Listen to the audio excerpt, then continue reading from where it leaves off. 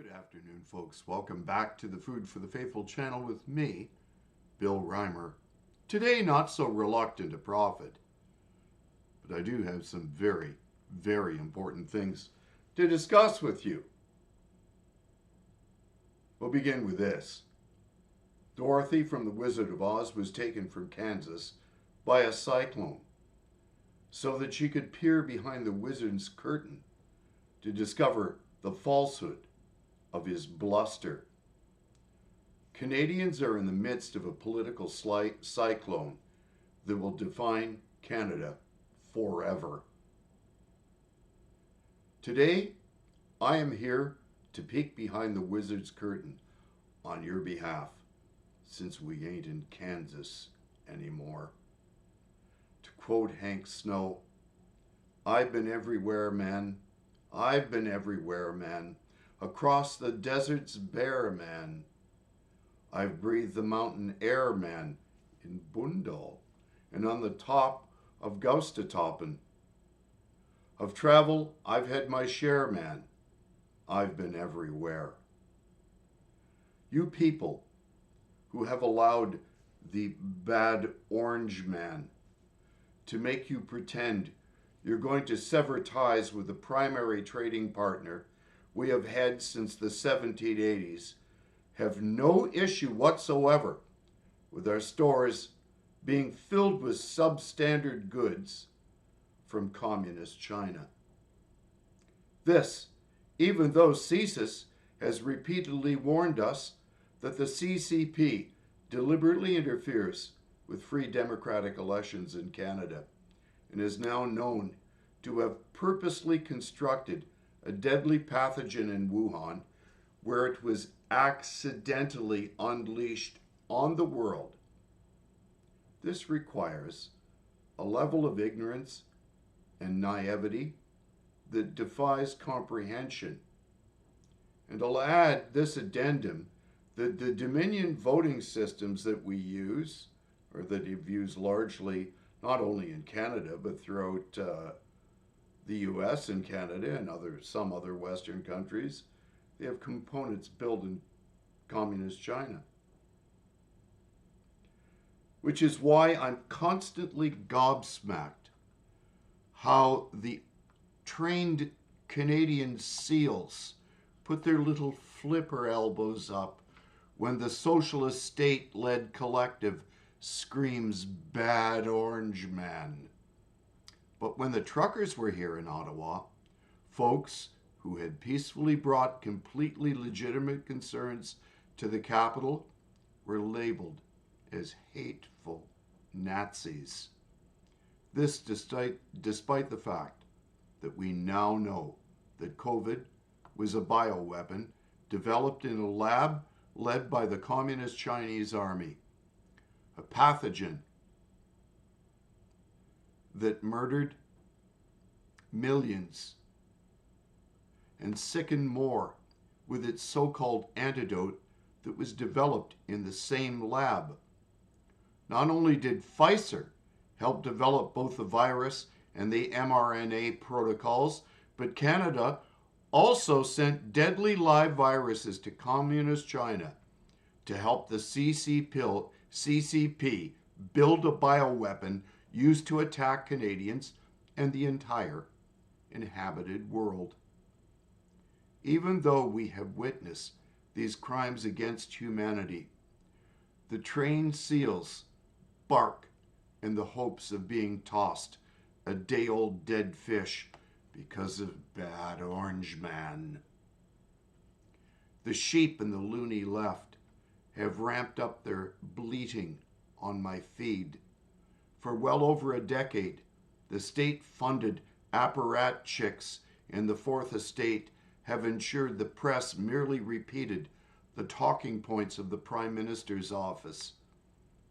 Our universities are administered by DEI, where postmodernism is taught and critical race and gender theory is all the rage. Liz Truss has warned about the economic mess left in the wake of Carney running the Bank of England. Yet despite this, the trained SEALs in the chorus of communist conformity have accused me of being brainwashed. By whom and by what means? When it was the radical left disguised as liberals who literally have controlled the narrative for over 10 years. I want the man to get the hell out of my life. I will not comply with the socialist collective's Borg-like demand that I be assimilated.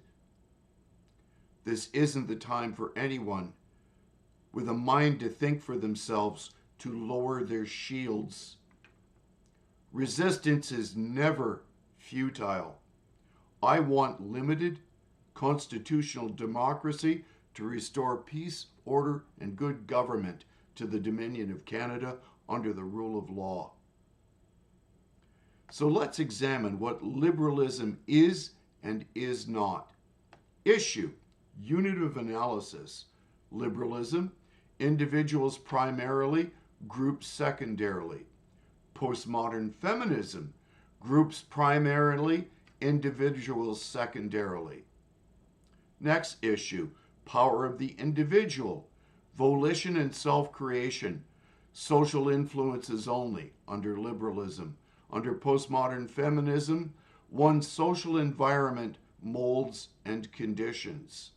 Issue, male-female relationship under liberalism, basic harmony, secondary conflicts. Under postmodern feminism, basic conflict, secondary harmonies.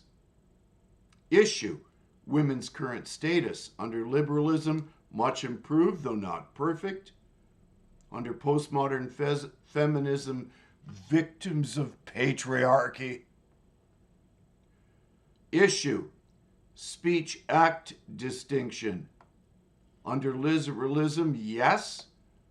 Under postmodern feminazism, no. Issue, First and 14th Amendment, now speaking of the United States, harmony of liberty and equality under liberalism. Under postmodern feminism, conflict of liberty and equality. And I'll end there. There's more, but I will end there. In a transhumanist post-national society based on polymorphous perversity, people knowingly lie to one another all the time about everything while repeating one another's lies. Moreover, if you point out the lies using facts, you will be harassed, labeled as hateful, and forcibly silenced to protect both the lies and the liars. Even this statement, based as it is on cisgendered heteronormativity, they will find intolerable. Polymorphous perversity is Sigmund Freud's descriptive term for the non-specific nature of childhood sexuality in its primordial form. In psychoanalytic theory, infantile sexual energy, libido, is yet to be defined, definitively channeled into specific aims and objects, and is capable of focusing itself in any direction and on any object. The term points to the amorphous and changeable nature of merely genital, but potentially present in all sensual interactions, including touching, smelling, sucking, viewing, exhibiting, rocking, defecating, urinating, hurting, and being hurt. And this original non-specificity of the libido in early childhood that makes possible the variations of the sexual drive that later manifest as perversions in the adult. And cultural Marxists insist that this state of undeveloped sexuality be normalized and carried on into adulthood, creating permanent infantilization, which is undoubtedly why we are finding photographs of Mark Carney on Epstein's deviant island, where global investment bankers were given access to diddling minors. Now, all we know is that there is only one cure for a goof, and that involves ensuring that they never have the ability to abuse a minor ever again by any means necessary. And you know what I'm saying. Obviously, few will have ever heard the terms that I'm using here. The reason being that only those who subscribe to Gnosticism use them, or those who study their freak show to expose how unnatural and ungodly they are. What is Gnosticism, you ask? Gnosticism was a 2nd century religious movement claiming that salvation could be gained through a specific form of secret knowledge, like the secret knowledge you need to understand climate theory. Adherents believed that the material world was created by a lesser divinity, and only through this esoteric wisdom could one transcend this flawed reality, which is why communists are always trying to change the planet, to change the nature of reality. Central to Gnostic thought was the idea that the true divine spark resided within the individual and could be liberated through spiritual enlightenment. Subtitle: Gnostics, the Westminster Dictionary of Theologians, 1st edition, page 152. Early Christian church fathers such as Origen, Tertullian, Justin Martyr, and Eusebius of Caesarea condemned Gnostic teachers and beliefs as heretical. Gnostic definition: the term Gnosticism, pronounced gnosticism, is derived from the Greek word gnosis, meaning to know or knowledge. This knowledge is not intellectual, but mythical, and comes through a special revelation of Jesus Christ, the Redeemer, or through his apostles. The secret knowledge reveals the key to salvation. And today, of course, the secret gnosis, the secret knowledge, is only possessed by our global leaders, represented in WEF. Key beliefs. While many variations in beliefs existed among the different Gnostic sects, the following key elements were seen in most of them. Dualism.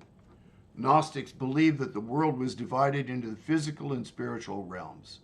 They created material world or matter, which is evil, and therefore in opposition to the world of the spirit, and only the spirit is good.